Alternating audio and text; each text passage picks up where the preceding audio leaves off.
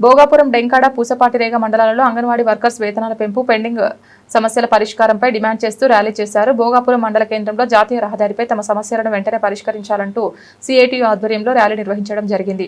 అందులో భాగంగా అంగన్వాడీలకు కనీస వేతనం 26,000 ఇవ్వాలని, గ్రాట్యుటీ నియమ నిబంధనలు రూపొందించాలని, పెండింగ్ లో ఉన్న మినీ సెంటర్లను మెయిన్ సెంటర్లుగా మార్చాలని, మే నెలంతా వేసవి సెలవులు ఇచ్చేందుకు జీవోని వెంటనే ఇవ్వాలని, పెండింగ్ లో ఉన్న 4 మంది హెల్పర్లకి అంగన్వాడీ వర్కర్లుగా ప్రమోషన్లు ఇవ్వాలని, రాష్ట్రంలో పెండింగ్ లో ఉన్న 164 సూపర్వైజర్ పోస్టులు వెంటనే భర్తీ చేయాలని, అంగన్వాడీలకు ప్రభుత్వ సంక్షేమ పథకాలు వర్తింప చేయాలని నినాదాలు చేస్తూ ముక్కాం జంక్షన్ వద్ద మానవహారం చేస్తూ వారి డిమాండ్లు తెలియజేశారు.